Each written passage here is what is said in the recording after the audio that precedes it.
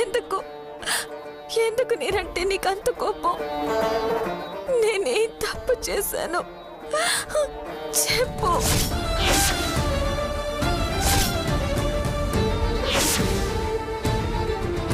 ఏడేళ్లకి అమ్మ ప్రేమని దూరం చేశావు. అందుకని నాకొచ్చే అత్తగారు అమ్మలా ప్రేమని పంచాలనుకున్నాను. అలా కోరుకోవడం నేను చేసిన తప్ప? 3వ తరగతిలో ఆగిపోయిన చదువుని 3 ముళ్ళు వేసే నా భర్త నాతో పూర్తి చేయించాలని, అందుకు మాస్టరే నా భర్త అయితే బాగుంటుంది అని కలలు కన్నాను, నిన్ను కోరుకున్నాను. అది నేను చేసిన తప్ప? చెప్పు. ఈ రోజు నువ్వు చెప్పాలి, నేను వినాలి.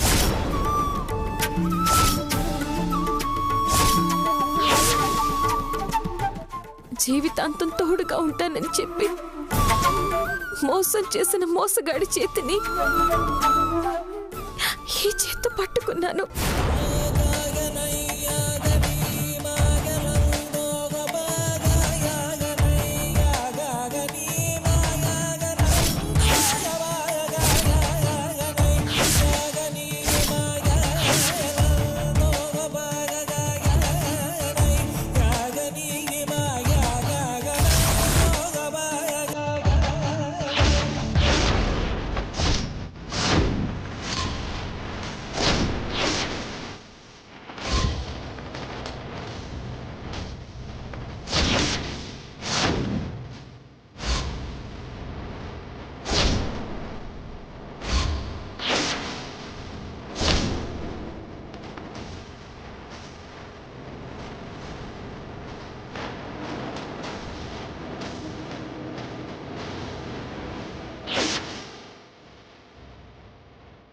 అసలు నాకు మాస్టర్ అని అబద్ధం ఎందుకు చెప్పాడు?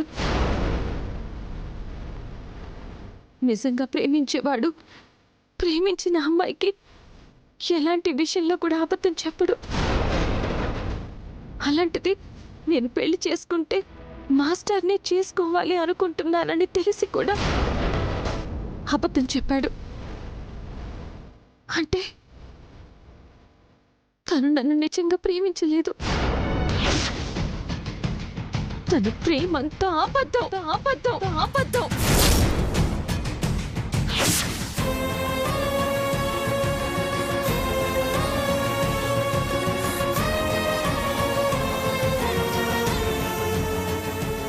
అంతేగా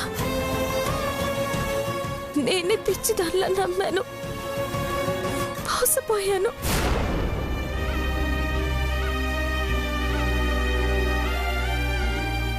తనంటే ఏదో స్వార్థంతో అబద్ధం చెప్పాడు అనుకుందాం.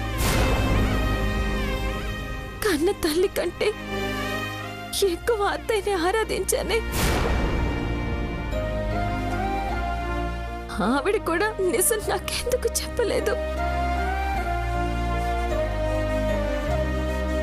కన్న కొడుకు మాస్టర్ కాదన్న విషయం తెలిసి కూడా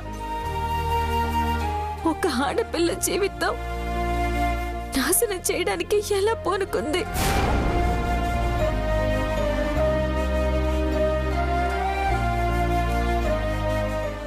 అత్తయ్య ప్రేమను చూసే అమ్మ ప్రేమను కూడా మర్చిపోయాను. ఇప్పుడు ఆ ప్రేమంతా అబద్ధం అనిపిస్తుంటే నా గుండె తట్టుకోలేకపోతుందమ్మా.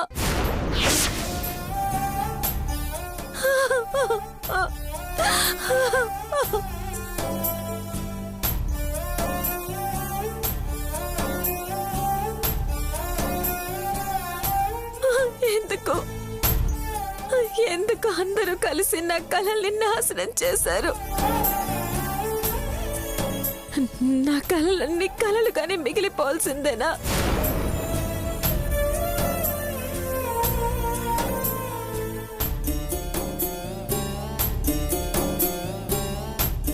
పేదింటికి వెళ్ళినా నా కూతురు కోరుకున్న వాడితోనే పెళ్లి చేశాను. అత్తారింట్లో అమ్మ లాంటి అత్తమ్మ ఉంది, ఆనందంగా ఉంటుంది అని మా నాన్న నా విషయంలో కొంచెం ఆనందంగా ఉన్నారు.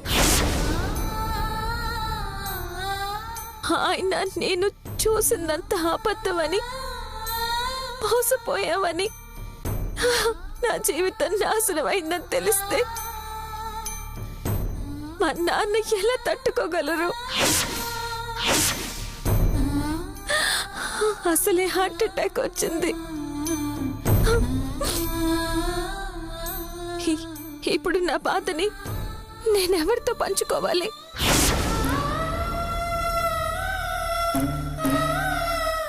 నా విషయం పొరపాటున మా నాన్నకి తెలిస్తే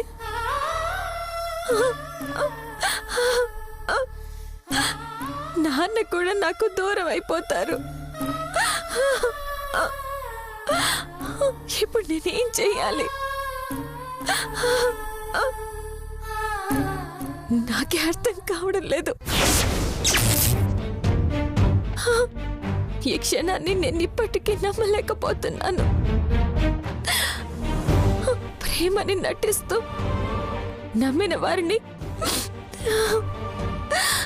ఇలా తడిగుడ్డతో గొంతు కోసే మనుషులుంటారని నేను అస్సలు ఊహించలేదు.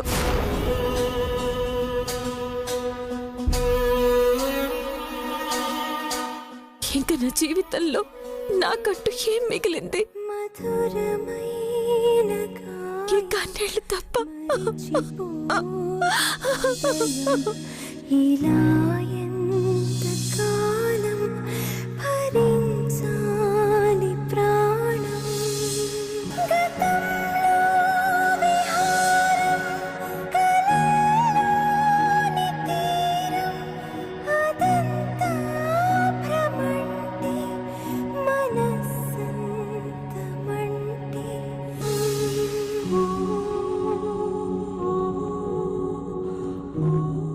లేదు,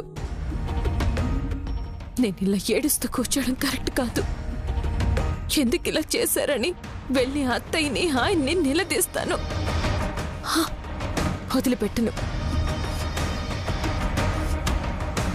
ఇంతలా నన్ను ఎలా, ఎందుకు మోసం చేయాలనిపించింది అని అడిగేస్తాను.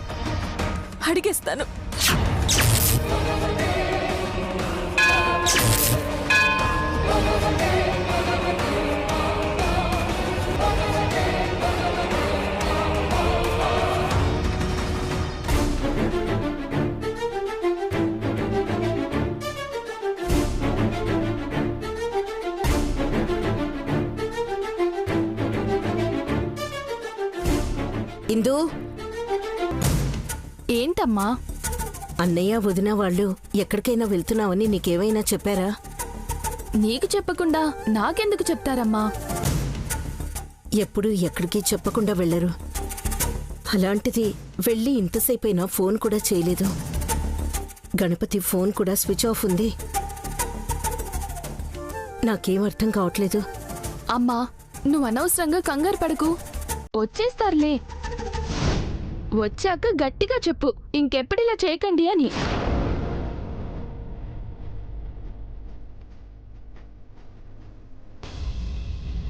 అమ్మా నిధి, అత్తయ్య, నీకేమైనా వెళ్తున్నప్పుడు చెప్పారా అమ్మా? చెప్తే మీరింత కంగారు పడుతుంటే చెప్పకుండా ఎలా ఉంటాను అత్తయ్య? ఆయన ఏదో పని మీద వెళ్ళుంటారులేండి. ఆబ్దికమైన దగ్గర నుంచి శ్రీశైలం బాబాయ్ కూడా కనిపించడం లేదు.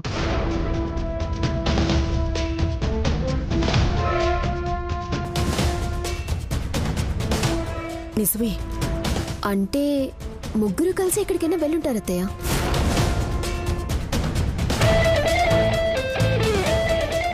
నిధి, ఏమీ అనుకోకుండా ఒకసారి మీ ఇంటికి ఫోన్ చేసి కనుక్కో. మీ నాన్నగారిని చూడటానికి ఏమైనా వెళ్ళారేమో. అలాగే అత్తయ్య.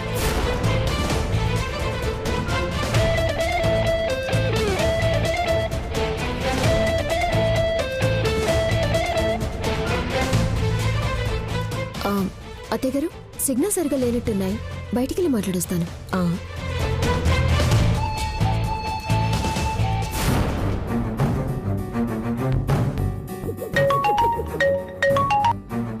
హలో నిధి. వదినా, ఏంటక్కడ పరిస్థితి? విద్యా, గణపతి, శ్రీశైలం ముగ్గురు ఇంకా ఇంటికి రాలేదు. మన ఇంటికి ఏమైనా వచ్చిందా? తను మోసపోయానని తెలిసిన తర్వాత ఏం మొహం పెట్టుకుని ఇంటికి వస్తుంది చెప్పు? శ్రీశైలం గురించి పక్కన పెడితే విద్యా గణపతి ఇంటికి తిరిగొస్తారంటావా? విద్యా కలల ప్రపంచం కుదేలైపోయింది. గణపతి పచ్చి మోసగాడని తెలిసింది. ఏ బావిలోనో ఆ ఊరి చెరువులోనో దూకుంటుంది. రేపొద్దునికి శవమై పైకి తేలుతుంది. రేపొద్దున నువ్వు నేను 2 కర్చీఫ్లు పట్టుకుని ఏడుస్తున్నట్టు పైకి నటిస్తూ లోపల ఆనందపడదాం. అవును, విద్య సంగతి సరే, మరి గణపతి ఏమైనట్టు? 1 విద్యకి ఎదురెళ్ళుంటే విద్యకొచ్చిన కోపానికి గణపతి తల పగలగొట్టుంటుంది. పుటుక్కున పోయుంటాడు. లేదా విద్యని మోసం చేశాడని మీ నాన్నకి తెలిస్తే దారుణంగా చంపేస్తాడని చెప్పేసి ఎక్కడికైనా పారిపోయి ఉండొచ్చు. దీనంతటికీ మూల కారణం శ్రీశైలం కాబట్టి ఆ శ్రీశైలం కూడా భయంతో తాగి ఎక్కడో పడిపోయి ఉండొచ్చు. అంతే అంటావా వదినా? అంతే. ఎక్కువ ఆలోచించకుండా నువ్వు హాయిగా ప్రశాంతంగా నిద్రపో. అలాగే వదినా. ఈ రోజుతో విద్య గణపతిల చాప్టర్ క్లోజ్. అమ్మ నిధి, మీ ఇంట్లోనే ఉన్నారట్నా? లేదత్తయ్య, అసలు ఇంటికే రాలేదంట. మా వదిన చెప్పింది. ఇంకెక్కడికి వెళ్ళుంటారు?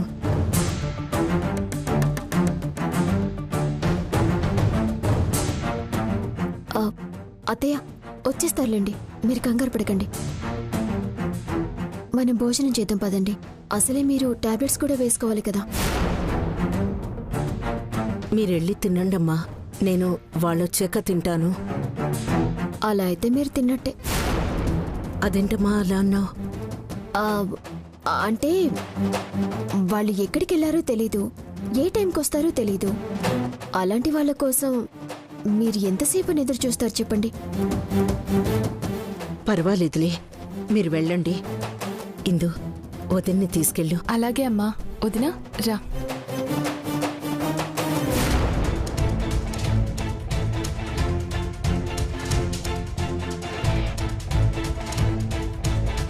ఎక్కడికి వెళ్ళుంటారు?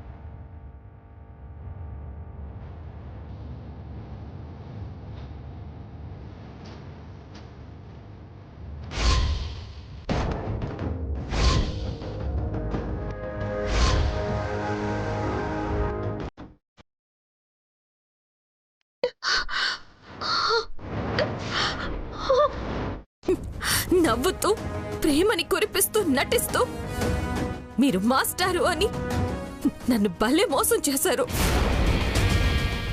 నన్నెందుకు మోసం చేయాలనిపించింది? గురువు అనేది పవిత్రమైన వృత్తి. అలాంటి వృత్తిని అడ్డం పెట్టుకుని ఒక ఆడపిల్లని ఎలా మోసం చేయాలనిపించింది? అమ్మ దూరమైన తట్టుకున్నాను, నాకిష్టమైన చదువు దూరమైన భరించాను. కానీ మీరు చేసిన మోసాన్ని మాత్రం భరించలేకపోతున్నాను.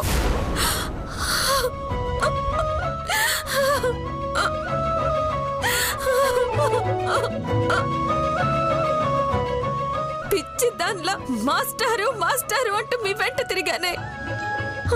ఒక్కసారైనా నేను మాస్టర్ని కాదు, విద్య అబద్ధం చెప్పానని నాకు చెప్పాలనిపించలేదా?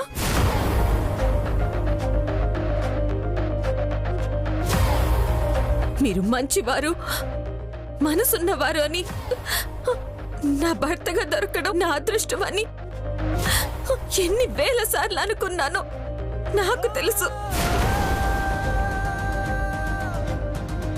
ఇదంతా ఎందుకు చేశారు? ఆస్తి కోసమా? అడిగితే మా నాన్న ఇచ్చేవారు కదా. లేదంటే నా మీద మీకేమన్నా పగుందా? ఉంటే నా మెళ్ళో తాళి కట్టే బదులు ఊరి తాడు బిగించి చంపేయాల్సింది.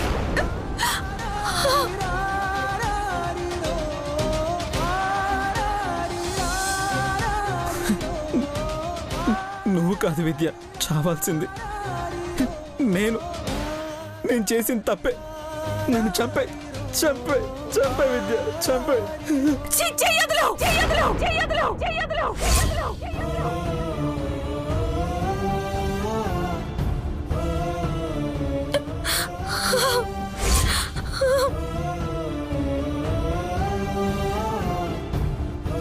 నీ వల్ల నా గుండె ముక్కలవ్వడమే కాదు, నిజం తెలిస్తే నా కూతురు జీవితం ఇలా అయిపోయిందేంటి భగవంతుడా అని గుండె పగిలి చనిపోతారు మా నాన్న. నిన్ను చూడాలన్నా ముట్టుకోవాలన్నా నాకు అసహ్యంగా ఉంది. నిన్నే కాదు, అత్తయ్యని చూడాలన్నా మాట్లాడాలన్నా అసహ్యంగానే ఉంది. విద్య,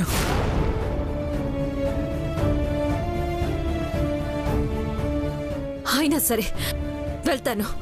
కళ్ళల్లో కళ్ళు పెట్టి నా మనసులో బాధని చూడమని అడుగుతాను.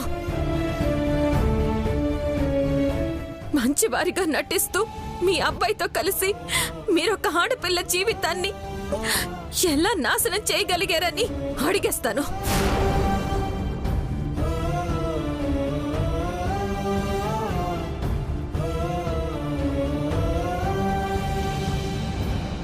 నువ్వు వెళ్ళేది మా అమ్మని అడగడానికి కాదు విద్య, మా అమ్మని చంపేయడానికి.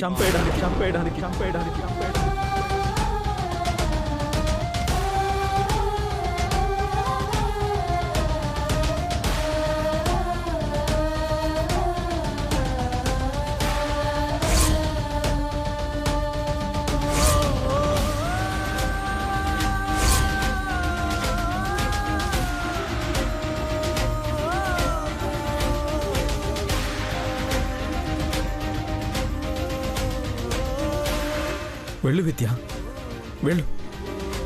వెళ్ళి మా అమ్మకి నిజం చెప్పి నువ్వే నోట్లో తులసి నీళ్ళు పోసాయి. మీ నాన్నకి నేను మాస్టర్ని కాదని నిజం తెలిస్తే చనిపోతారని ఎలా భయపడుతున్నావో నేను అదే భయంతో మాస్టర్ అని అబద్ధం ఆడాల్సి వచ్చింది విద్య. మా అమ్మకి ఎలా ఉంది? ఆల్రెడీ తను హార్ట్ పేషెంట్. మీరెంత కేరింగ్ గా చూసుకోవాలి. షాక్ కి గురయ్యే విషయాలు అస్సలు చెప్పకూడదు. గణపతి, నీకేం కాలేదుగా? పోలీసులు నిన్ను అరెస్ట్? లేదమ్మా, అరెస్ట్ చేసింది వేరే గణపతి మాస్టర్ని. అదే భయంతో అబద్ధంలోనే బతుకుతున్నాను.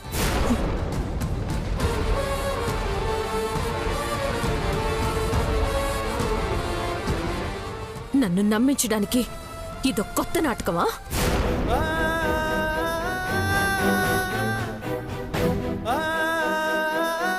నేను చెప్తుంది నిజం విద్య. నువ్వు అబద్ధాలు ఆడేవాడివని నాకు చిన్నప్పుడే తెలుసు. అప్పుడే నీ చెంప పగలగొట్టాను.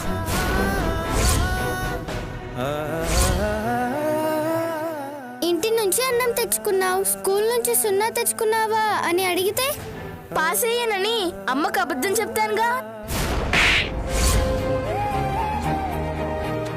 అబద్ధాలు ఆడడం మానేసుంటావనుకున్నాను, కానీ ఇప్పటికీ నువ్వు అదే అబద్ధాలు ఆడుతున్నావని నేను తెలుసుకోలేకపోయాను. అమ్మకి ఎవరైనా అబద్ధం చెప్తారా? అందుకే నీకు చదువు రాదు.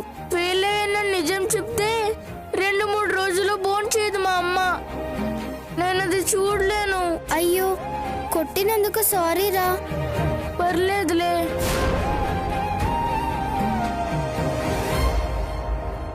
సరే, ఒక పని చేద్దాం. రేపటి నుంచి స్కూల్కి రోజు 1 గంట ముందురా. నేను కూడా వస్తాను. చందమామ కథల్లా నేను నీకు అర్థమయ్యేలా పాఠాలు చెప్తాను. అప్పుడు నీకు కూడా 100కి 100 మార్కులు వస్తాయి. అప్పుడు మన ఇద్దరిని విద్యా గణపతి అంటారు. నిజంగా వస్తావా? చేస్తావా? ప్రామిస్? ప్రామిస్.